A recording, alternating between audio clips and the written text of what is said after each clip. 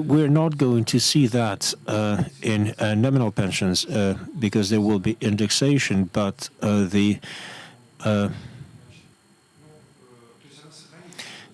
so the numbers will remain.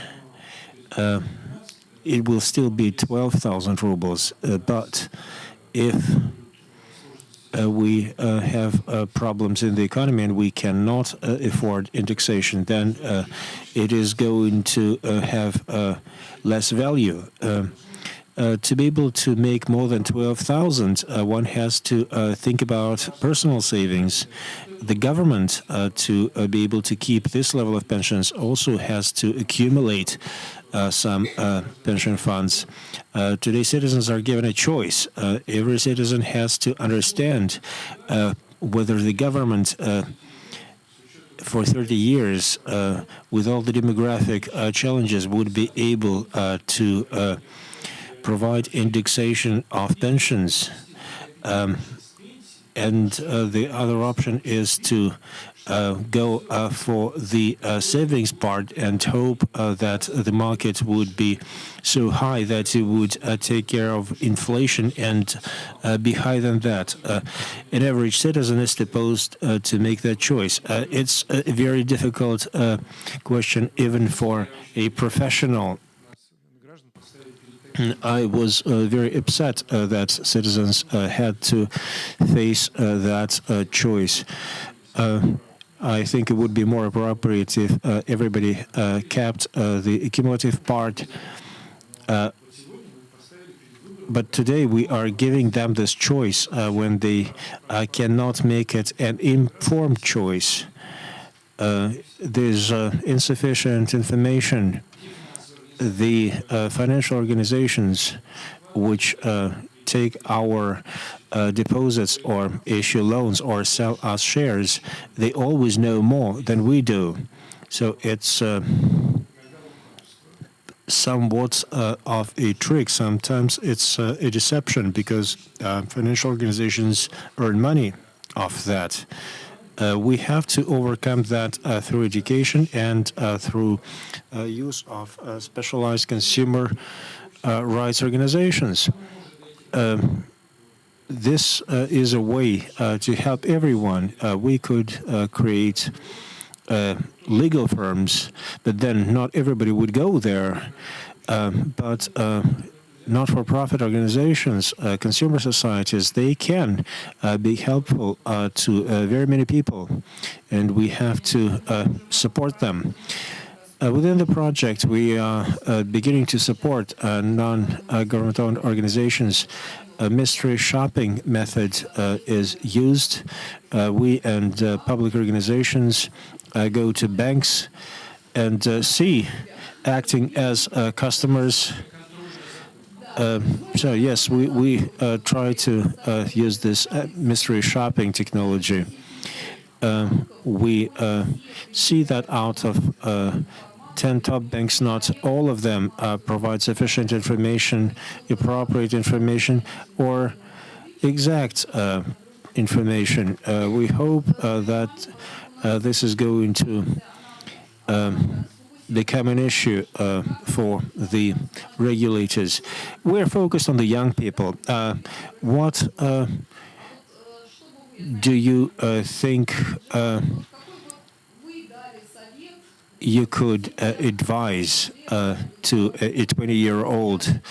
What would you advise to yourself if you were 20 years old in terms of managing finance, in terms of building their future? Any lessons that you want them to learn? I am now writing a book, a textbook for students who do not major in economy. What an adult, what an educated person should know about basic financial things. Some people are scared of the word microeconomics. They do not understand inflation. They do not understand the exchange rate, where it is going. there are a few indicators. If you watch them, you should understand where the exchange rate is going, up or down.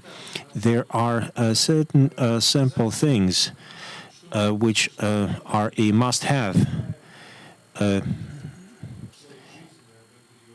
Basic things about life and financial security.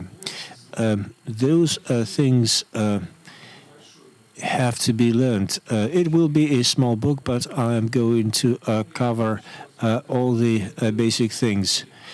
This is like the level of first graders in a university, and I have given this information to a sample group of students, and they were very satisfied because they understood many things which they have not understood before. I did that in university.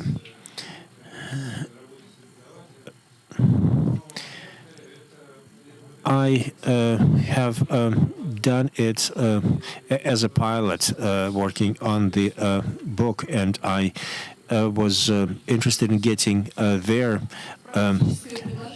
inputs.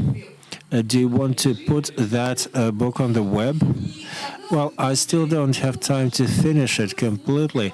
Well, if you make it available on the web, then students from our regions can also give you inputs.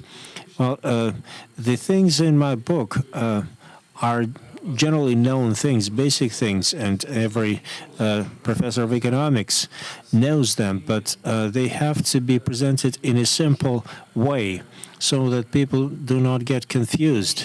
Simple language has to be used. This is what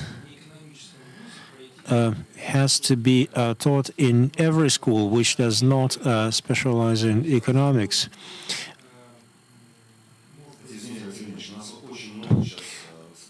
We have a lot of debates about the history textbooks. Do you think that we're going to see similar debates about textbooks of economics for schools and universities? No, not at this point in time. We are now launching a campaign against many Western financial organizations, and I am a little concerned with that. Maybe we should get in a hurry and write some new textbooks. The tax service has a number of pilot projects for tax literacy in high schools, and one of the winners of their contest has written an interesting little poem. I wish I had it with me. Too bad I don't. This poem shows that one can not pay taxes, that one can live without paying taxes, but then one has to pay for education or not get education. If you don't pay taxes, don't expect a fire truck to show up when you call 911. Or if you don't pay taxes, don't expect a police officer to show up when you're in trouble. That little poem covers it all, and I wondered how come this boy knew so many things about taxes, and it turned out that this boy took our tax literacy program in school. I'm sure you can find this little poem an interesting thing. We have a number of materials regarding pensions and various pension setups and strategies. We have been promoting it through a number of projects. Projects that we launch in our foundation. There are many things like that. We could pull them together and we could disseminate them. It won't cost very much. We develop some good methodologies, but there are many things already out there. professors at many universities put together such books.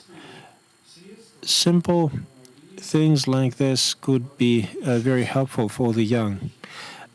One final point before I have to run. When I quit working for the government, I started a teaching career, and I visited several Western universities. One thing really amazed me.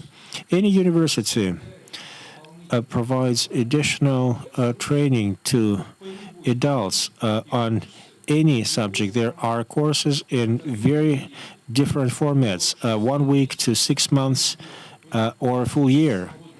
If you have free time, you can take a 2 weeks vacation and go to a nice school.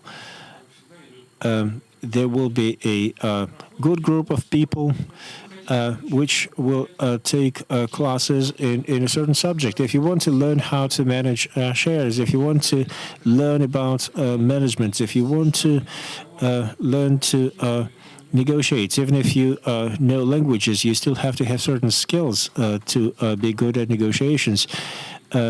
This is an additional competency, and many people on their own during their vacation would go to universities, or they would take classes in the evening after work, and that significantly increases the level of people's literacy, and that is very helpful to people. It helps them in their job. We do have to have a menu of such courses. We have colleagues from Kaliningrad. They offer such courses for the retired people.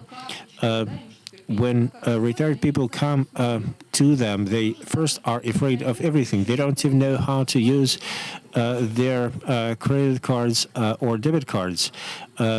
While computer literacy classes are very popular for pensioners, I have actually sent my parents to computer literacy class. One final question. We are now living through a very harsh period. Do you think people are well reacting to what is going on? Maybe people are borrowing a lot, or people are buying real estate, or people are leaving certain investments if they have had any investments in the share market. Amongst the people's responses that we see today, what do you think are the wrong things that one should not do? Well, some people convert their savings into different currencies, which is understandable, but the excitation which we see today is only relevant to 20 or so percent. Others are not even thinking about it, or they do not have sufficient savings to even care about it. So this is not happening on mass scale. Things to warn against. Well, I wouldn't take currency risks now. I wouldn't borrow in hard currency. This is something not to be done now, and I hope that nobody is doing that now. One should not sell shares when they take a dive. Our market is underappreciated, and if things finally settle down and begin to go well, how long does it take for all those conflicts and sanctions to go down? Maybe 1 year, maybe 2 years, maybe 3 years. So one has to wait for 3 years. If you can, don't go out of those investments, and it's all going to come back to you. The entire history of financial markets tells us that markets will be growing, and they always will be. And they will become positive again. On the average, if you have a diversified basket of instruments, then you are always going to be with a positive result over a few years' time. This is simple knowledge, and you can read that in any book. It's all available. Don't rush it. Don't try to sell your shares or stocks in a hurry. Well, thank you very much.